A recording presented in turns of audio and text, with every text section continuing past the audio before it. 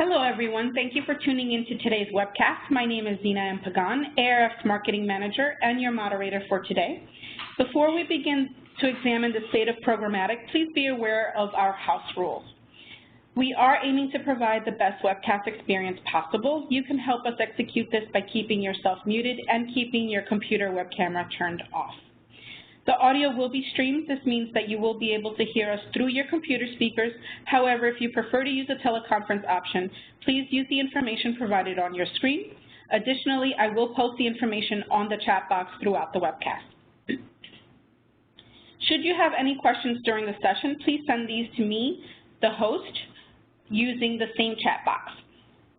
ARF does not own the rights to the presentation. However, the session will be recorded. If you would like to view the recorded event, the file will be available within 2 weeks from today.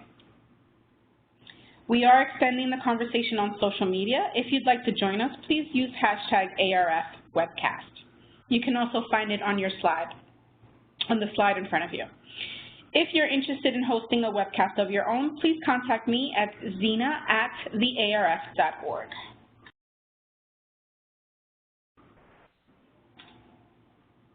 If you're in the Bay Area today, join us for our Women in Analytics Luncheon. And later today, the ARF Young Pros will present the power of creativity and disruption within. Both events will be held at the Presidio Log Cabin, and there is still time to register. If you're interested, please shoot me a note. Our next webcast will be held on May 17th with IRI and Blue 49 on why marketers need to leverage a more integrated approach between different measurement systems.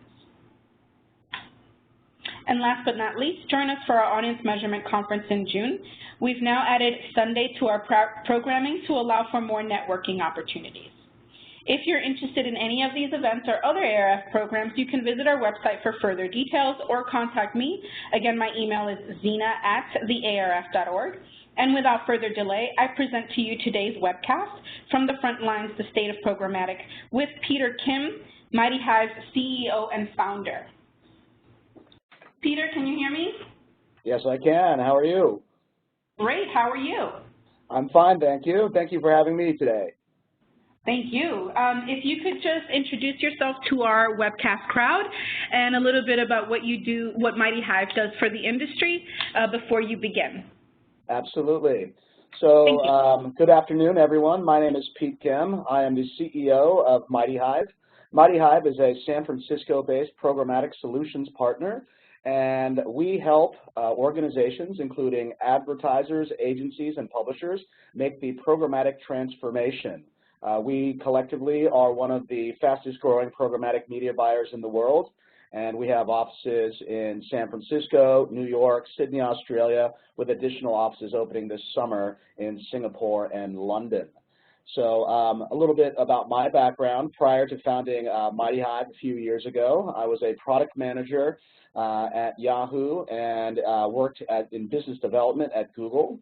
At Yahoo, I worked in the advanced advertising group and put out the first case study in the United States around the dynamic retargeting. And, so when I'm talking with larger audiences that aren't as familiar with advertising, I'll always, talk about the red shoes that follow you around and apologize if, that has been a little bit, startling to some folks. After that, I went over to Google and spent many years there and working, including in dynamic creative, and then my final post was as global head of business development for the DoubleClick buy-side stack. A few years ago, we started Mighty Hive. Mighty Hive is a venture-backed corporation based in San Francisco, as I mentioned.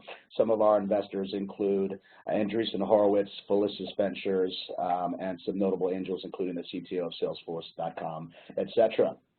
So what I'm going to talk about today is basically the state of programmatic, and really to kind of give you guys from a CEO's point of view, someone who's been in programmatic since the very beginning, an overall sense of the directions that I think we need to take as an industry from a research perspective. I'm not a researcher every day, and so I'm not going to try to get down into the guts of these things, but really in this presentation, want to give you a perspective on where I think the industry's at, and then perhaps some suggestions around which directions we can take their research, which is going to be such an important part of our continued growth and progress.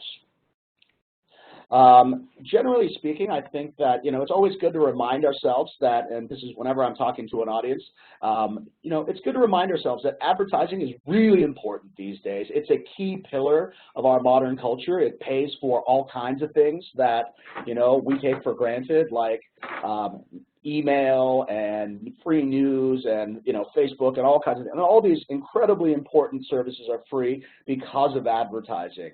And many of the sort of most successful corporations these days are driven by P&Ls that are largely almost 100% advertising.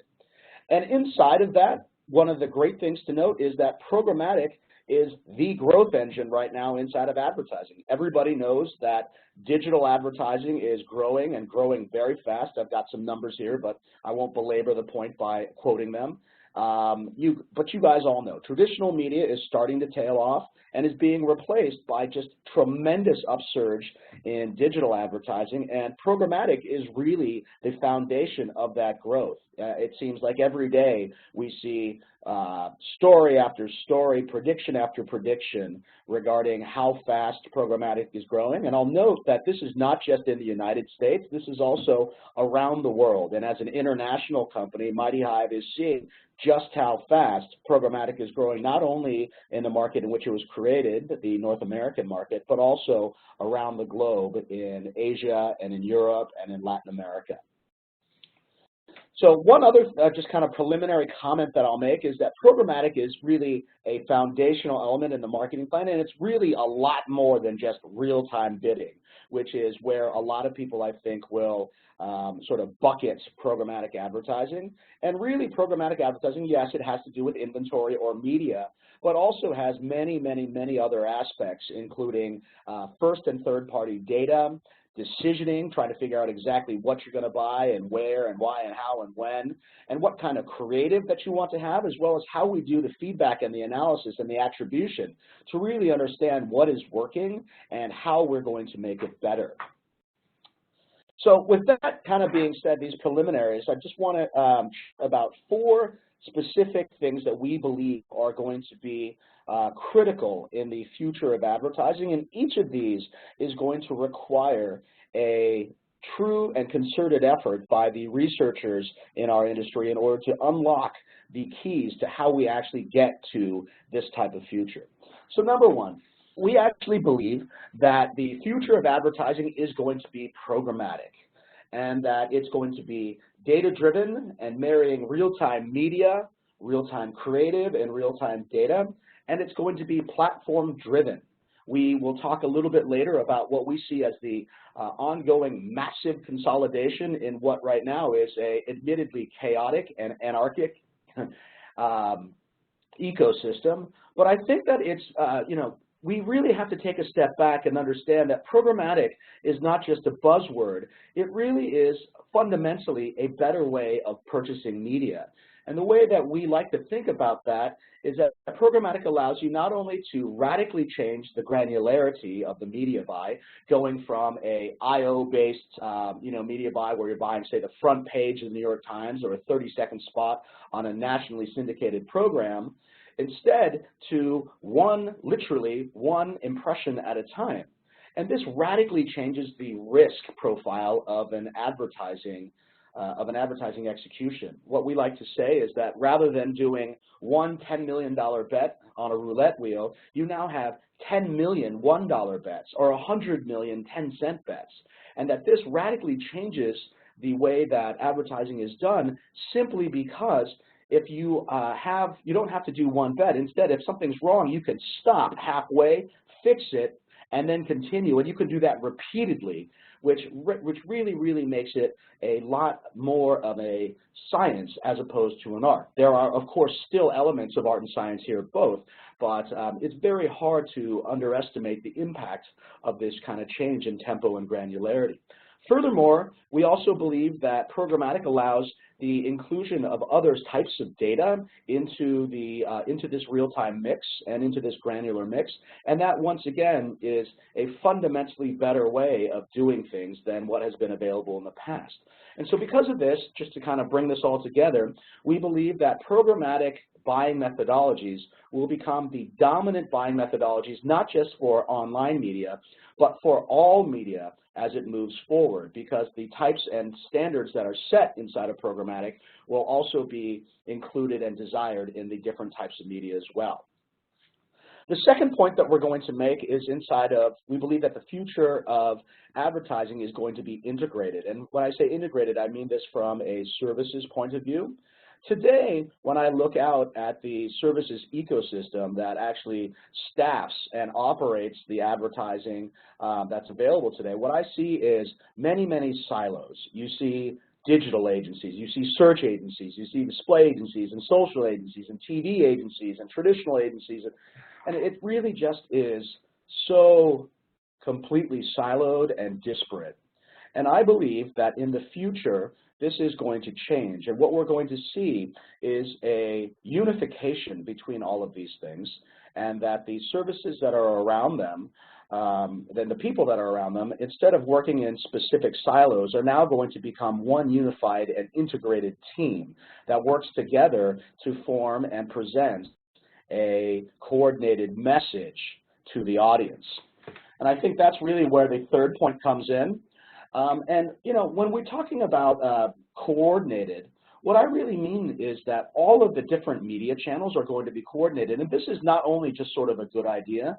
In my opinion, the coordination between all of these different media types is not only a good idea, but is going to be table stakes for all of the different folks that are tuning in. And by that, I mean the consumers. Today, for the first time in history, a consumer can watch an uninterrupted and seamless media experience across a variety of different devices. What I mean by that is, for example, this morning I could watch 10 minutes of my favorite show on television before I leave home. I could watch another 10 minutes on the bus on my smartphone as I commute to work, another 10 minutes on my tablet at lunch, and then finally the remainder of the show in the evening on my television. All of these are from the same service and have an uninterrupted experience. And as you know, advertising exists next to these types of content experiences, and my belief is that the simple act of having these coordinated media experiences across all these devices also creates the expectation that the advertising experiences will be similarly coordinated. And so what I mean is that, you know, just the exact same messages and even just a progression or sequence of messages needs to be just as tightly coordinated across all of these different things. And that is an easy thing to imagine, but an incredibly hard thing to do. But I believe that that is the expectation that is going to be expected by the consumers of this world. Finally, moving on, I believe that that there has to be an improvement in accountability. And when I say accountability, I'm not just talking about transparency, although of course that's important.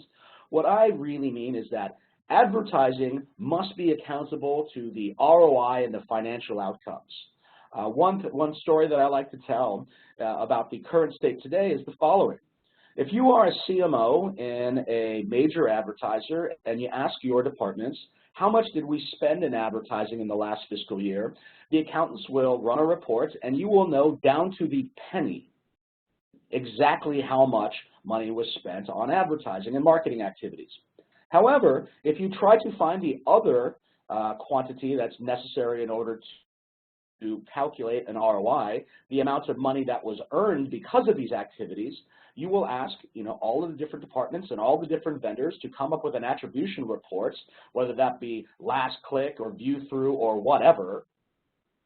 Something odd will happen, which is that all the vendors will come back with reports, and when you add them all up, that number, the total amounts of, you know, supposed activity that occurred because of this marketing will be 10 times the actual amount of revenue. And that leads you to a conundrum. Either the finance department lost 90% of the revenue, or somebody is a little bit off in terms of how much revenue they think they drove.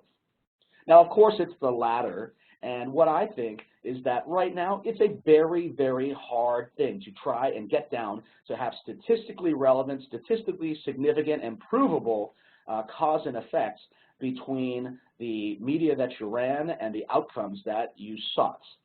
That being said, I do believe that there is going to be a lot of improvement in this area. I think all the tools are there, and that the researchers and practitioners of the world are now the folks that are front and center to try and figure out how to use these tools in order to answer that age-old question.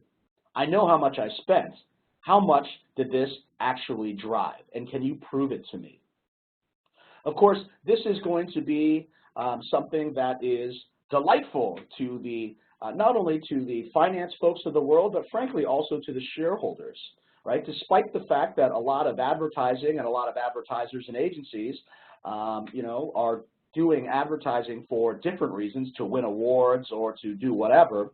I think that if you ask the ultimate bosses of all of this, which is, the shareholders and the CEO and on down, they will say that the purpose of advertising is to drive additional business. And without a real way to measure that, I say, you know what? I think the advertising industry is blind and has been blind for over 100 years. I actually believe it's an exciting time because we are now at the cusp of a true shift in which we can now hold ourselves accountable and say, you know what? This was good, and here's why. It had an ROI of 92.78%, and I can prove it. That's incredibly powerful. So another thing that I think is interesting here is that, and I think this is going to be obvious to many folks, but to other folks it may not be. The key to unlocking this future is a combination of software and services. You need the people and the tools. And I think that, in the ad tech programmatic echo chamber that has been dominant over the last 5 to 7 years, there's been so much focus on the software, right, around the DSP this or the DMP that, and the first-party data tools that will enable you to do these other things. There's been so much kind of positioning around that a lot of people have forgotten that you need to have experienced and talented people that are actually going to use these tools in order to achieve real results. The metaphor that I'll use several times today is that of musical instruments and musicianship. Yes, it is very important to pick a great piano or to have a great guitar or to have, Stradivarius violins. But just as important in the choice and selection of the instruments and the quality of those instruments is also going to be the skill of the musician. And I think that on some levels, that has been lost in this wild and crazy scrum that we've had, where many, many, many instrument manufacturers, be they called Yamaha or whatever, or Google or Facebook, while these guys have been kind of talking about it, a lot of people have really forgotten that it's just as important to employ people who are skilled at this type of execution. So that being said, let's take a moment here and just talk about what is happening out there in the ad tech market. We decided to forego the obvious slide, which was the eye chart that is the Lumascape, and I believe you guys all know what I'm talking about, which is the chart that lists 3,000 different logos in a dozen, 24 different product categories. And rather than rehash that, what I want to do is actually just reframe the entire thing to have you understand what, those I think that are most advanced inside of the programmatic world is what we think is going to happen with this. So first, let's just start with the notion that this gigantic, crazy map was a mistake. The way that I describe this mistake is to use the acronym FNAC, feature, not a company. And the best way to explain what an FNAC is to give you an example. And that is 10, 15 years ago, there were a bunch of FNAC companies that were all selling the same feature, which is spam filtering. And, you know, there were like, I don't know, maybe $100 million, $200 million in venture capital poured into spam filters, spam filtering companies. And none of those companies are really around today, because what we found out was that spam filtering is a feature. People want it to be part of their email solution. They don't want to buy an email solution and choose a spam filtering solution separately. That's what an FNAC is, and I believe that that's what we do today. And if you are an advertiser that's looking to put together a programmatic stack, and let's use another metaphor, let's use the automotive industry. Let's say that you're a consumer and you wanted to purchase a car. Today, what we make you do is, rather than driving up to the BMW lot or the Mercedes lot or whatever, instead, today what you do is you have to buy a chassis, tires, brakes, engines, interior, steering wheels. You have to buy all of those separately and lash them together yourself. This is a ridiculous state of affairs, because people don't want and don't need to have all of that level of customization. Instead, they just want to drive a car. And so I think that what's happening today, the chaos that we have today is going to be replaced by 5 or 6 different companies that just offer complete solutions, welding all of those different FNACs together into true end-to-end platforms.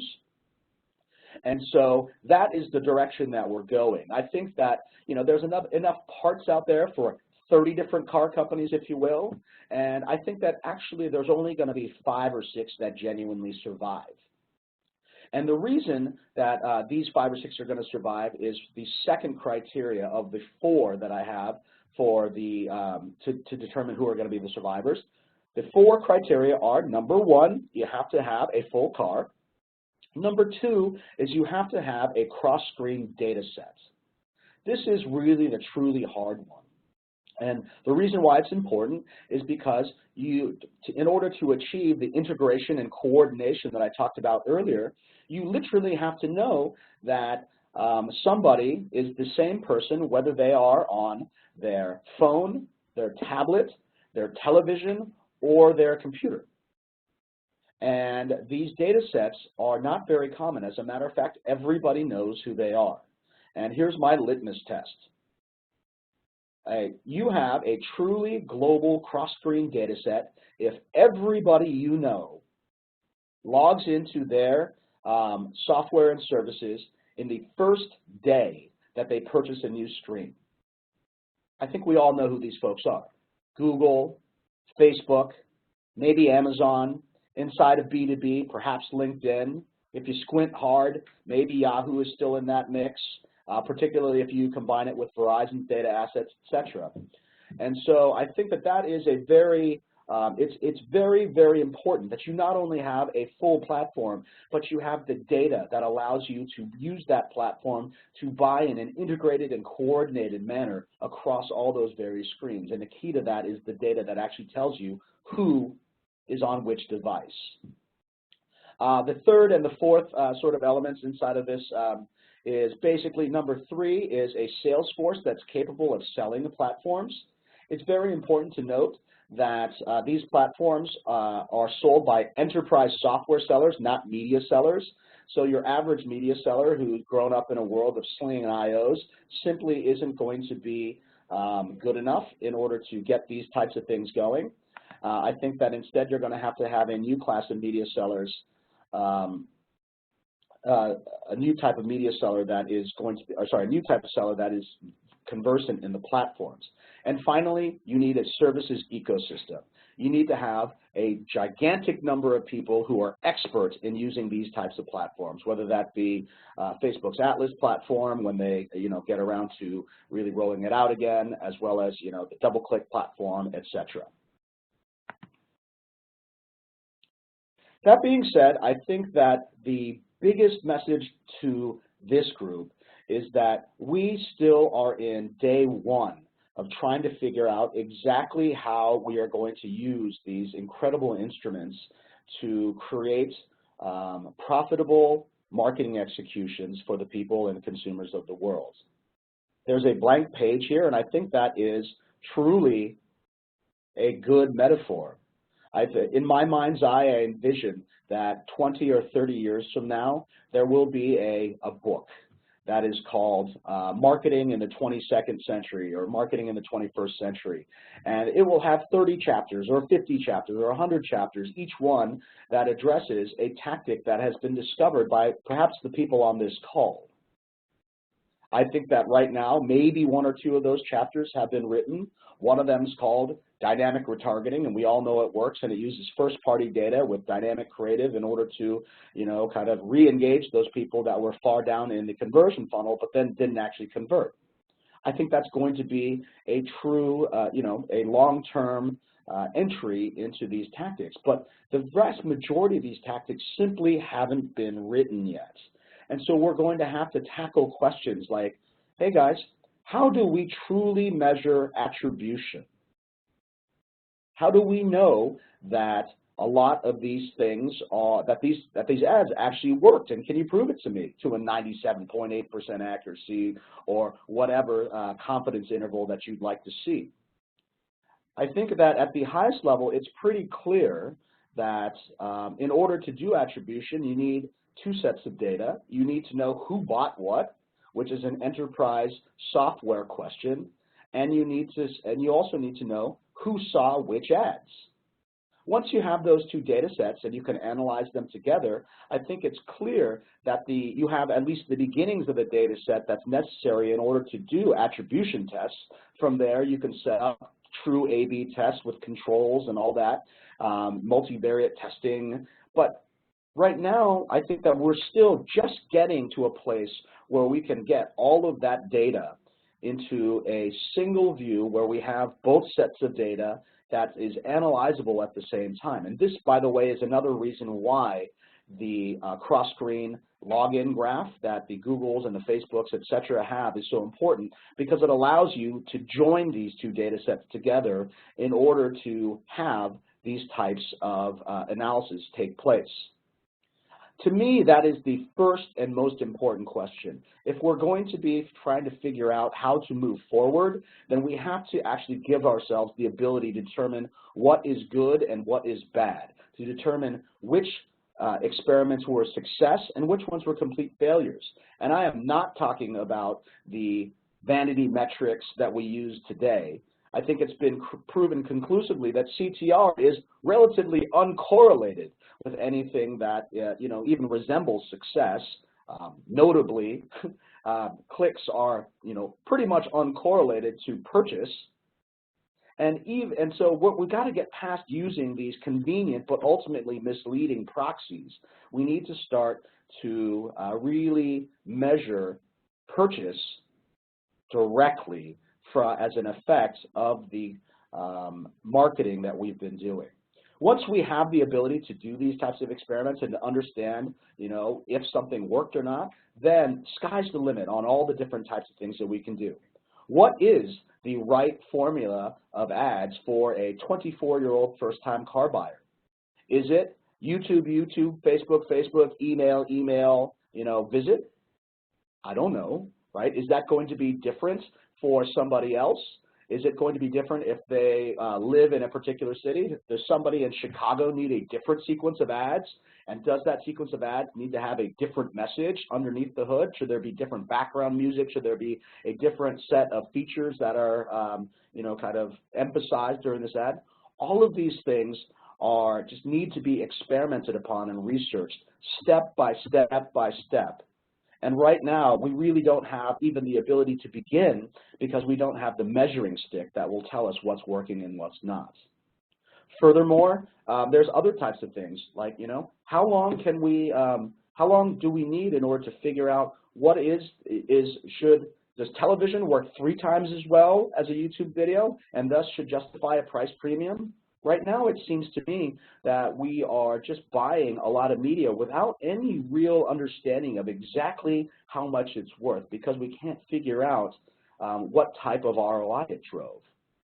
There are so many questions here as you try to move forward and try to figure out. But again, I believe that the researchers of the future need to figure out how to kind of use all of these new tools, even as they're being invented, to move forward and trying to figure out what's going on. So what does getting it right look like? You know, we're on the precipice of, you know, moving forward into a future that I think is going to be fascinating and transformative for the advertising industry. But what does this look like on a day-to-day basis? So first, before I go to the next slide, let me just emphasize that one thing that I've learned in 5 years of being a startup CEO and, you know, leading organizations of increasing size is that all problems are people problems. So first and foremost, you have to make sure that you have the right staff that is on board in order to do the following things. Number one, you have to have the right stack. You have to choose the right tools and assemble them together. And by assembly, I'm not just talking about, like, you know, trying to weld these FNACI solutions together, because as I mentioned, I think that's a problem that's going to fix itself.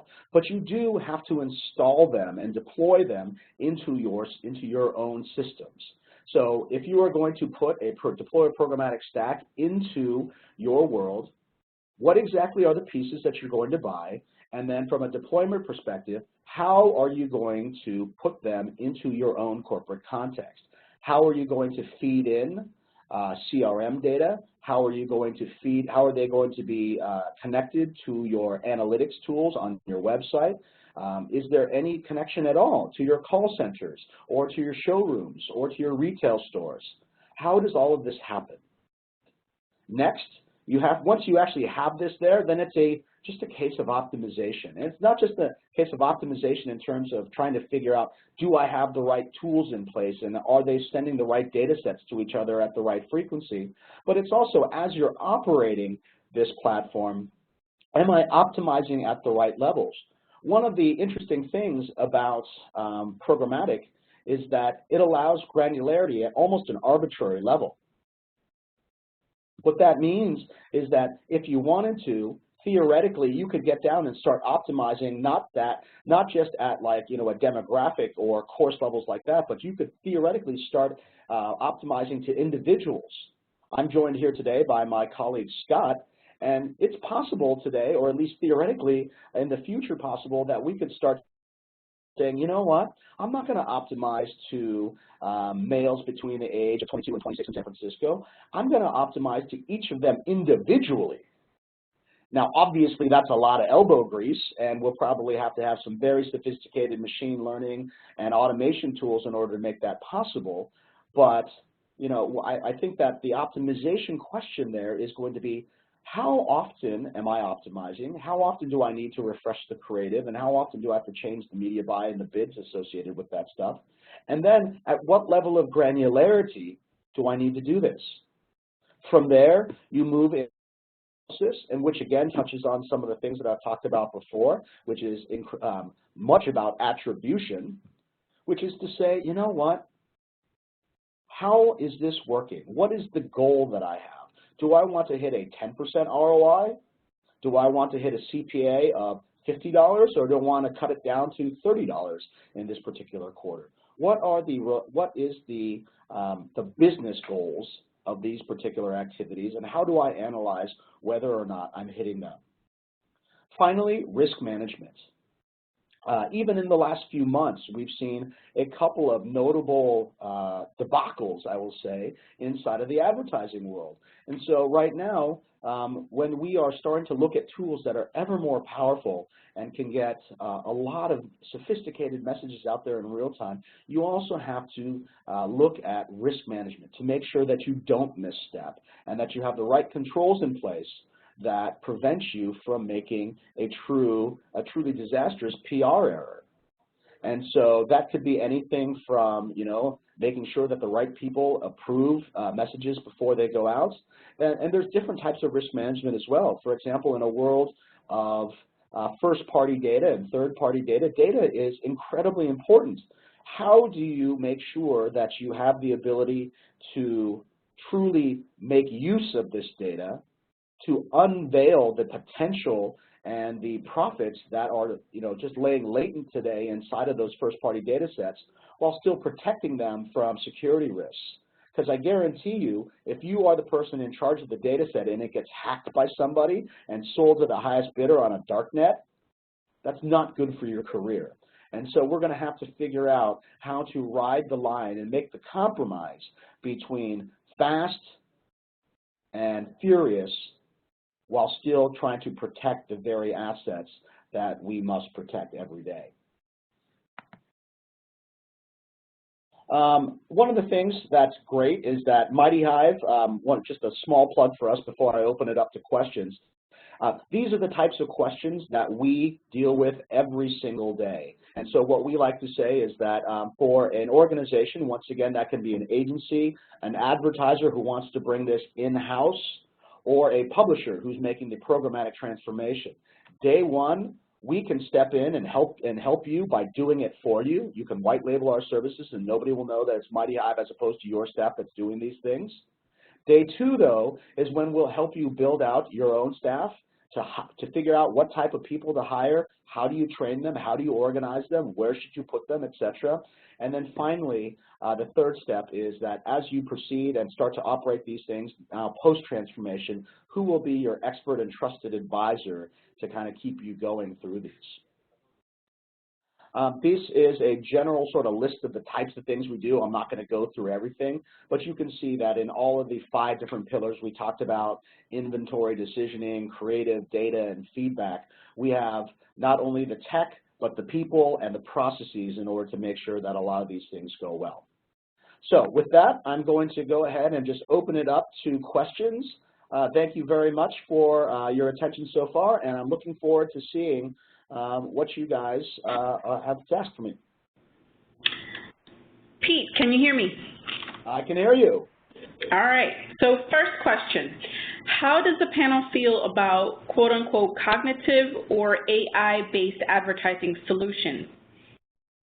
So who was the person that asked that question? I'll ask them to expound upon that a little bit, because right now cognitive is a fairly vague word, and AI today is a word that is so overused that it could mean anything from, sort of true deep learning TensorFlow-based AI all the way to something that's a little bit more modest. So Spencer, I believe your name is, go ahead and just tell me what you meant by that. All right, so while we wait for Spencer to write back, can I move on to his next question? Sure. As a publisher, what's your recommendation for reaching out to advertisers to set up a PMP? I think that right now it is that PMPs and sort of increasingly efficient ways to advertise are going to be a good idea. I think that if you are a publisher right now reaching out to all advertisers, you'll find that a lot of folks just aren't ready for that conversation yet. Some will be, and those that are ready will be very interested.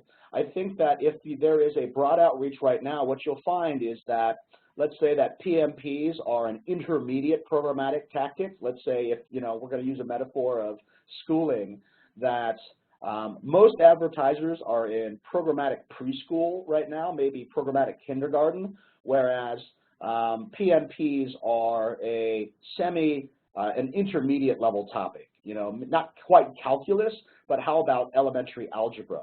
And you just have to wait a little bit so that the different folks actually get to a place.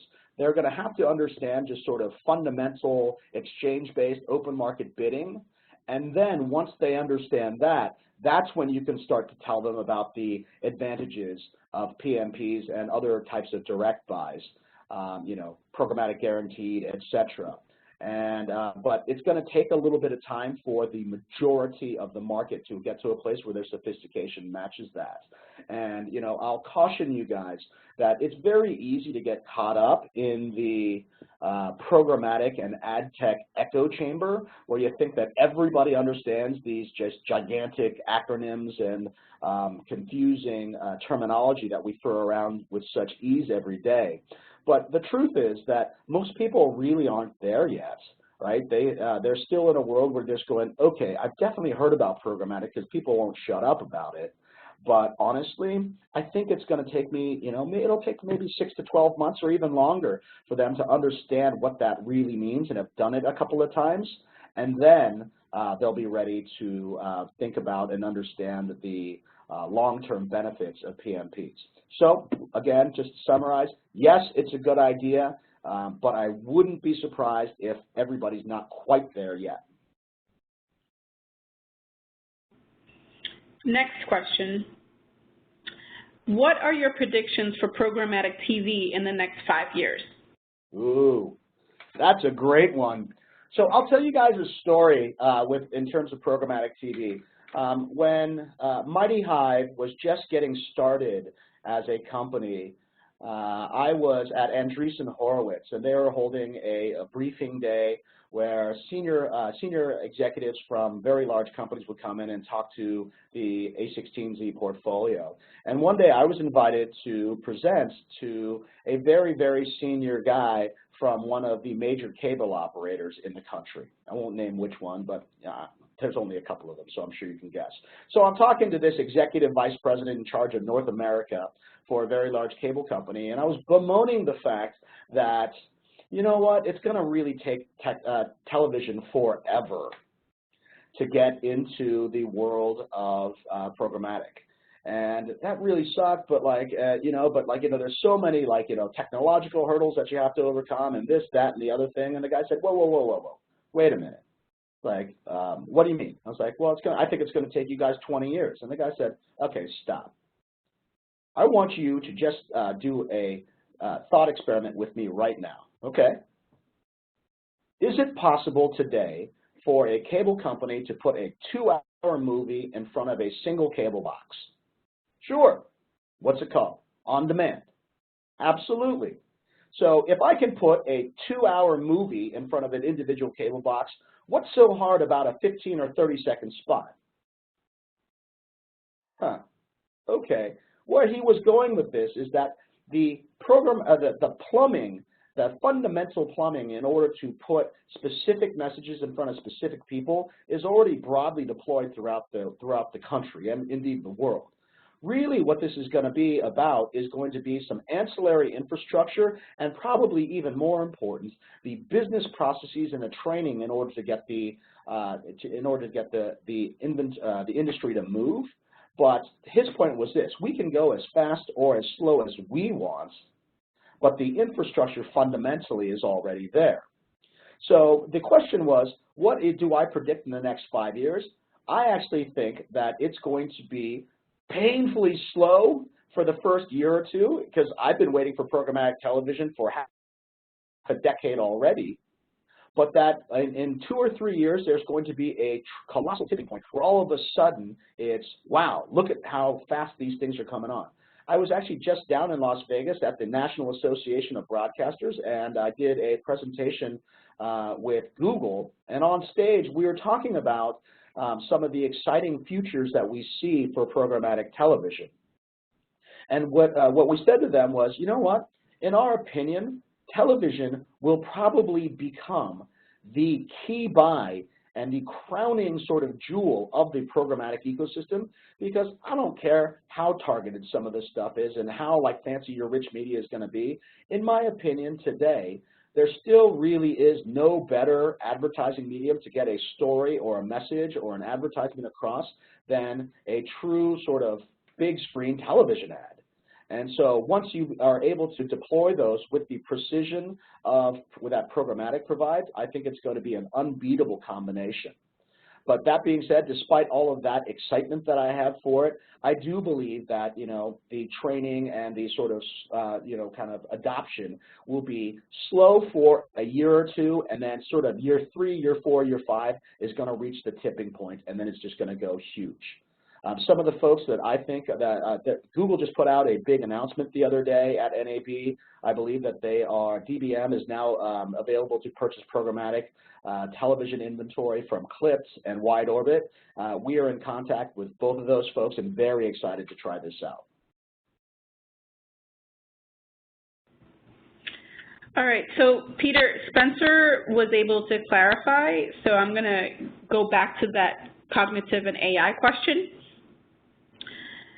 Response to AI cognitive question. We're hearing a lot of clients ask us to explain AI cognitive-based marketing. Advertisers are getting all kinds of answers from different publishers and et cetera. How would you approach explaining cognitive to a buyer? As far as here's what I think right now. In terms of the general deployment of AI technologies, and I still don't understand really what is meant by cognitive, so I'm just going to focus on the AI/machine learning elements of the question. From a computer science sort of person's background, and I got a degree there. Machine learning is always going to be an optimization question where you look at different types of data and understand what happened as a result of those types of things, and then try to automate the decision process for making those types of things better. So specifically, you could theoretically deploy AI and machine learning tools to optimize the media buy, right? How much should I bid on what type of media, right? For this type of media, a day with this person looking at it, maybe it's worth a $2 CPM bid as opposed to some other thing which is $5. And if we get down to a granular level, which we talked about before, which is basically optimizing at the individual level, you basically have to have machine learning do that type of recommendation. But at the highest level, you can deploy it against media buying decisions. Second, you can also have it theoretically deployed against other questions like creative. What version of the 15 billion permutations of a dynamic creative that I could show to Scott am I actually going to show to him?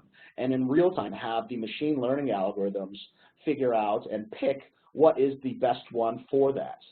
There's many, many variations of that. In fact, I would claim that the media and the creative decisions are actually both one and the same as part of an ROI optimization process. But that really kind of gets me to my general point, which is that, in my opinion, I think that the AI and the machine learning tools that are out there, and there are a lot of them, are actually well in advance of the advertising industry's ability to use them, simply because of this. If a machine learning algorithm is going to learn how to do good and how to do, make good choices in an automated fashion, then at the very least, it needs a training data set that tells it what is good and what is bad.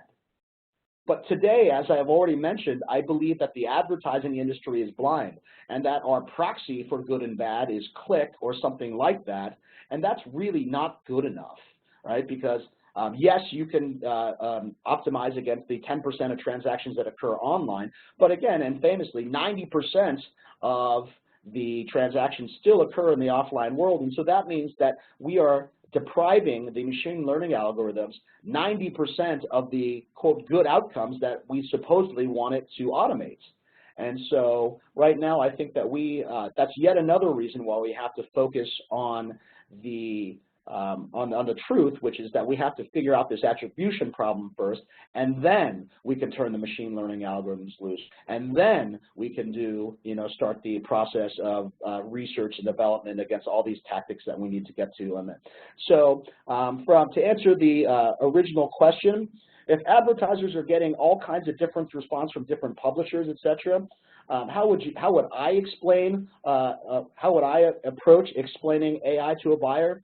I would be truthful. I would try to get away from all of this jargon and say, listen, I think that there is going to be an amazing future for machine learning and AI inside of the world of advertising, but I don't think we're there yet. I think there's fundamental pieces that are missing, in particular the attribution piece, that need to be there so that we can feed these machine learning algorithms the data that they need in order to evolve. One more question, I think. Next question. How does Mighty Hive stay accountable with clients around brand safety?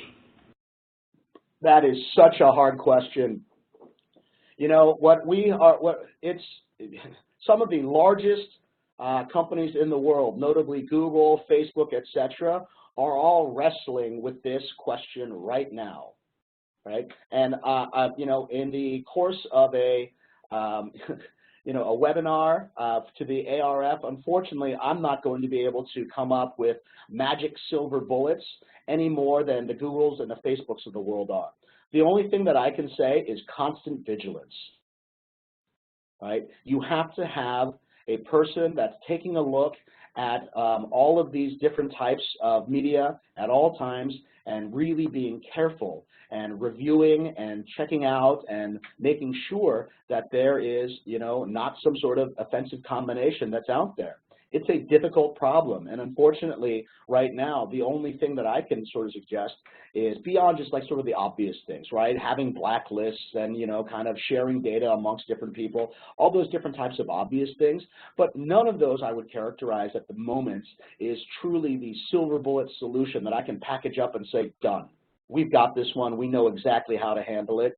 That's an issue that has become increasingly important probably in the last 1 or 2 news cycles, and I think that it's one that unfortunately we don't have an answer to yet, although everybody is trying very hard. That was actually a quick one. We could probably do one more. All right. Devices are often shared across multiple users, an example, TV, table, and desktop. Will we be able to accurately profile and target each individual, or is there always an inherent muddiness? Yeah, you know what? That is a really great question. And it's, it's not only people will often to share these types of things, but sometimes, different types of people will be watching the same program together, right? So it's a good question. I would say that let's break those apart. For devices that are truly being handed between people, at Yahoo and at Google, what we always were able to do was for those, it was pretty easy to, if you take a look at the sort of surfing patterns of those, it's pretty easy to identify the types of those devices that are indeed being shared, because they're, sort of the log files are bizarre. It's like, dude, is there really a person that has 15 bajillion different types of interests that we've never seen before, or is this actually 15 bajillion different people, right, that are, or is this, 5 people that have these types of things? And so what ends up happening is that even if a device is being shared amongst 5 different individuals, usually based upon some contextual clues, you can figure out that if somebody's watching sports, it's probably not, 18-year-old Sally that's watching them, and not to, over stereotype too much, but I think you guys are getting the kind of general gist of where I'm going. So I think that you can, even then, you can still have context clues from the media that's being displayed inside of an object that will help to get you there. And furthermore, I think that even at the point where you are now starting to target individual shared devices, that's still so much better than like the colossal waste that is just the broadcast paradigm, generally speaking, right? Which is almost like, who was it? Wanamaker that famously complained that 50% of his audience was wasted right out of the gate. So I think that it is, even with that sort of inherent muddiness, you're still doing better than broadcast. Finally, I do believe that over time, as newer different types of media devices are coming out, we'll see less and less of this sort of cross-device multi-user sharing. And as we start to get into, I don't know, more phones or even more personal things like glasses or things like that, a lot of those different types of, questions will become increasingly less important. All right, so we've got about 30 seconds left. So with that, Zaina, thank you so much for the opportunity to chat today. And for everybody that attended, thank you very much. I really appreciated the chance to speak with you today. I think that the researchers of the world have a very big job in front of them. If you ever want to chat about this stuff, my email address is pete@mightyhive.com. Feel free to contact me anytime. As you can't tell, I love talking about this stuff, and I love thinking about the future. And with that, I will bid you all a good day and adieu. Peter, thank you so much for presenting your work to our webcast crowd today. And everybody, if you have any further questions for Pete, I'd be happy to be the middle person for this. So you can email me at Zena, Z-E-N-A, @thearf.org if you'd like to continue the conversation further. And if you need anything else, you can also use that email as well. Thank you to everybody that was able to join us, and I do hope that I see some of you for our next webcast. Thank you, everybody. Have a great day. Bye.